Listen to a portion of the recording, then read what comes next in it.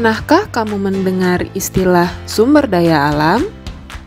Ya, sumber daya alam adalah segala sesuatu yang berasal dari alam yang dapat digunakan untuk memenuhi kebutuhan hidup manusia. Sumber daya alam ada yang berasal dari makhluk hidup dan ada juga yang bukan berasal dari makhluk hidup. Sumber daya alam dari makhluk hidup itu contohnya seperti tumbuhan dan hewan. Sedangkan sumber daya alam yang bukan berasal dari makhluk hidup itu contohnya ada air, sinar matahari, tanah, minyak bumi, gas alam, dan lain-lain. Sumber daya alam perlu dimanfaatkan dengan bijak agar masyarakat dapat sejahtera dan menikmatinya secara terus-menerus. Untuk itu, kita perlu melaksanakan hak dan kewajiban terhadap sumber daya alam dengan sebaik mungkin.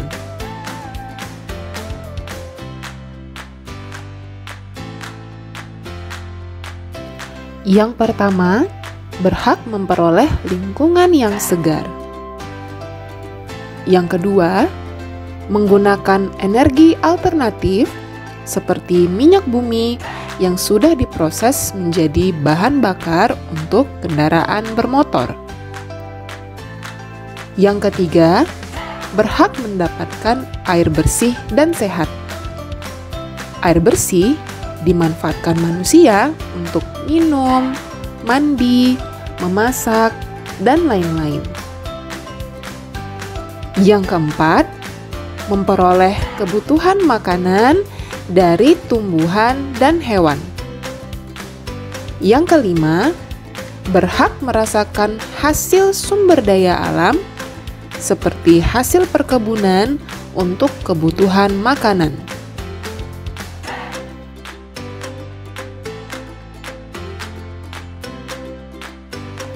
Yang pertama, memelihara kebersihan lingkungan dan kelestarian sumber daya alam. Yang kedua, reboisasi. Yang ketiga, menggunakan sumber daya alam sesuai kebutuhan dan tidak berlebihan. Yang keempat, menghemat penggunaan bahan bakar dan listrik. Yang kelima, menggunakan jenis kendaraan atau teknologi yang ramah lingkungan agar tidak terjadi polusi. Yang keenam, menjaga sumber-sumber air dari sampah atau limbah lainnya agar sumber air tetap bersih dan kita bisa menikmati air bersih dan sehat.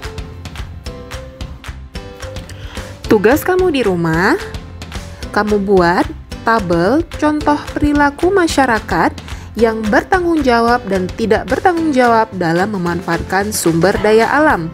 Itu sudah Ibu berikan contohnya. Kamu tulis dan kamu buat tabel tersebut, kamu foto dan kamu kirim ke guru PKN masing-masing. Ingat loh nak, jangan sampai lupa kelas 4A, B, C sama Ibu Raihana, kelas 4D dan kelas 4E bersama Pak Ade.